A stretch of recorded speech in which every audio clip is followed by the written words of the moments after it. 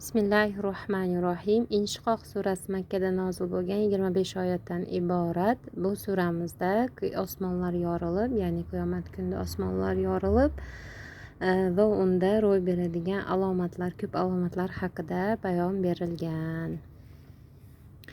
Bismillahirrohmanirrohim. Rahimli, mehribon Allohning nomi bilan. Izas samaa'un shaqqat. Iza qachonki as-sama osmon inshaqqat ya'ni yorilganda. Inshaqqo yorilmoq degani bu yerda mana osmonga kelyapti. Yorilganida muannas bo'lib. Qachonki osmon qachonki iza osmon yorilganida va azinat li robbiha va huqqat. Va azina degani va quloq solsa. Va azinat va quloq solsa, bu yerdagi ta kimga ketyapti? Osmonga. Ya'ni osmon quloq solsa muannasligi alomati bilan kelyapti. Li robbiha uning robbisiga, ya'ni o'sha osmon o'zini robbisiga quloq solsa va huqqat va unga haqli bo'lsa, loyiq bo'lsa.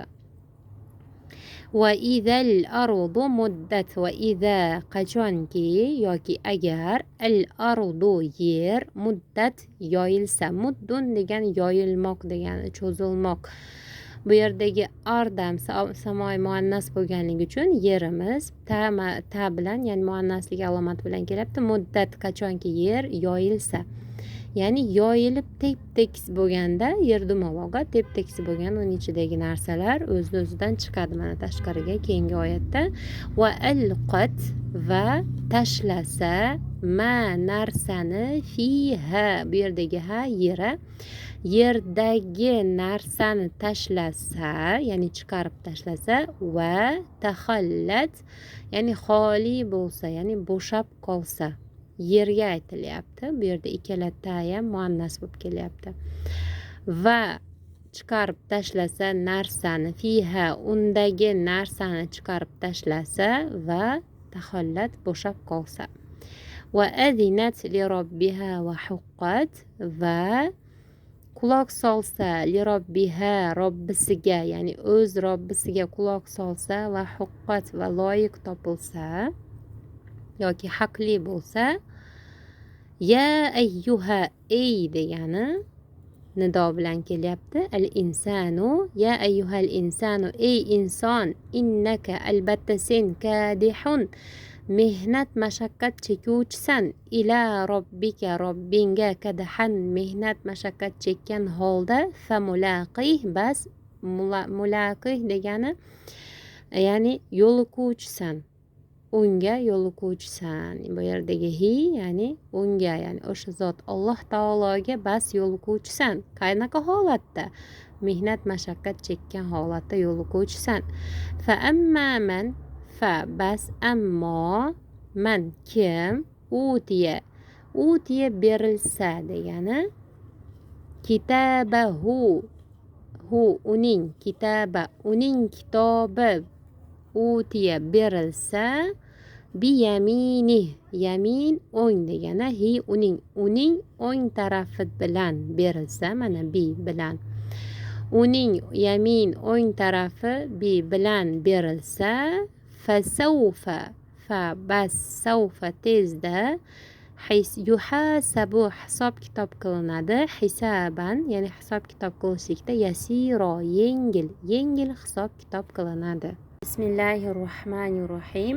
Va yanqalibu ila ahlihi masrura. Va yanqalibu inqalaba fe'lidan olingan, ya'ni qaytmoq. Va u qaytadi deyapti. Ilaga qo'shimchasi ahlihi ahliga. Ya'ni bu yerdagi uning ahliga, ya'ni ahli oilasiga qaytadi. Masrura xursand holda o'z ahliga mana ga qo'shimchasi bilan yanqolib qaytadi. Va amma man utiya kitabahu wara'a zahri.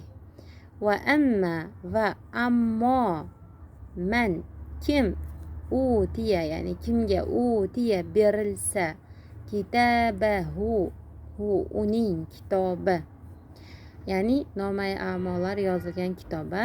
Uning kitobi kimga ya'ni berilsa varoa orqasidan, roun orqasi degani, ya'ni orqasidan, zahrun yelka degani, hi uning, ya'ni yelkasini orqasidan uning kitobi utiya berilsa kimgaki deyapti.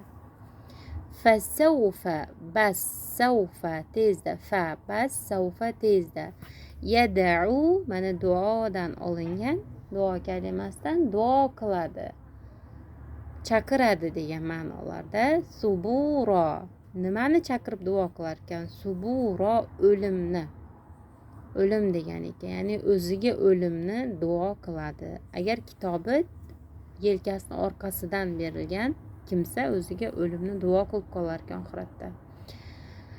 Alloh saqlasin. Va yasla sa'ira, va yasla bu kalima hammamizga tanish inshaalloh. Tashlanadi degani yoki kuyadi degan ma'nolarni beramiz. Sa'ira, sa'ir do'zaxiga, ya'ni sa'irga tashlanadi deyilyapti.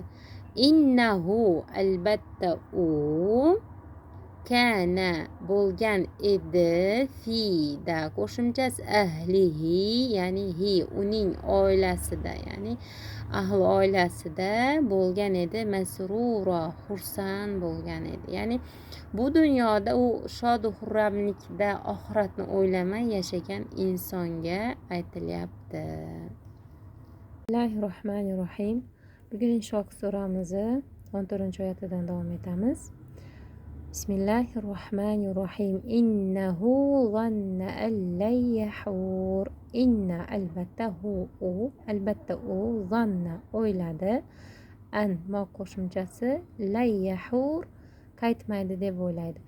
Bu lan fe'limiz oldida keladigan qo'shimcha, ya'ni hech qachon degan, umuman degan ma'noni beradi. Hech qachon qaytmaydi deb o'ylaydi, ya'ni oxiratga, Allohning huzuriga qaytmaydi deb o'ylaydi. Bala, yo'q, Alloh taolo bunga javob beryapti. Bas, yo'q yoki albatta yo'q. Inna, albatta, robbahu uning robbisi, kana o'tgan zamon fe'li, bihi undan degani, hi ya'ni o'sha insonga, qaytmayman deb o'ylagan inson ketyapti. Uni bihi uni, basiro ko'rib turibdi, ya'ni Alloh taolo barcha narsani ko'rib turadi. Basiro, Alloh taolo uni ko'rib turibdi. Fala, bas, yo'q. Uqsimu, qasam ichaman, bishafaq, shafaq bilan qasam ichaman. Shafaq ya'ni qanday paytga shafaq deyiladi? Quyosh botayotgan paytni, ya'ni kun botayotgan paytni shafaq deyiladi. Shafaq bilan Alloh taolo qasam ichadi. Bas, yo'q, shafaq bilan qasam ichaman, Alloh taolo qasam ichyapti. Vallayli va ma wasaq, va bilan ulanyapti, demak hammasini qasamga olib boramiz. Uqsimu kalimasiga bu yerda ham vallayli, layl bilan qasam ichaman. Va'da o'zi ham qasamni bildiryapti, kasra bilan kelganligi uchun. Layl, tun deb tarjima qilganmiz. Tun bilan qasam ichaman. Va ma wasaq, va ma narsa, wasaqo qamrab olgan, o'rab olgan narsa bilan qasam ichaman. Ya'ni tun o'rab olgan, qamrab olgan narsa bilan qasam ichaman. Val qamari, qamarun oy degani, va oy bilan qasam ichaman. Iza, qachonki, ittasaqo, ittasaqo kalimamiz to'lsa, qachonki oy to'lsa qasam ichaman, yoki to'lin oy bilan qasam ichaman deb tarjima qilsak bo'ladi o'zbek tilimizda. La tarkabunna tabaqan an tabaq. La tarkabunna, la bu yerda albatta bo'lib kelyapti. Tarkabunna, minasizlar. Tabaqan, tabaqadan tabaqaga minursizlar. Bosqichma bosqich yashaysizlar degan ma'noni ham bergan ekan. Ya'ni tabaqadan tabaqaga minursizlar, yoki tarkabunna o'zi minursizlar degan ma'nosi, lug'aviy ma'nosi. lekin olimlarimiz tabaqama tabaqa, ya'ni bosqichma bosqich yashab kelursizlar degan ma'noni beryapti. Fama lahum la yu'minun. Fa bas ma nima, lahum ularga nima bo'ldi? La yu'minun iymon keltirmaydilar. Va iza quri'a va iza qachonki quri'a o'qilsa, qiroat qilinsa, majhul fe'lda kelyapti. Alayhim, alaga qo'shimchasi him ularga al-Qur'anu Qur'on o'qilsa, la yasjudun sajda qilmaydilar. Sajada fe'lda olinyapti, ko'plikda kelyapti. La yasjudun sajda qilmaydilar. Va iza qachonki quri'a o'qilsa alayhim ularga al-Qur'an Qur'on la yasjudun sajda qilmaydilar. Demak bu belgi turibdi, sajda oyatlarimiz. Bu yerda tilovat sajdasini bajarishimiz kerak. Balki balillazina kafaru, balki allazina kafaru kufr keltirganlar, ya'ni kofir kimsalar, yukazzibun yolg'onga chiqaradilar. Vallohu va Alloh a'lamu biladi, bima yu'un yashirgan, bima narsalarini. Ma narsa degani bida endi ne qo'shimchasi qilyapmiz. Yu'un yashirgan narsalarini Alloh biladi.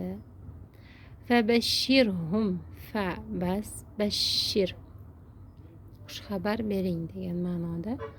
Hum ularga, bas ularga xushxabar bering yoki xabar bering desak ham bo'ladi. Bi'azabin azob haqida, alim alamli azob haqida ularga ashir bas xabar bering.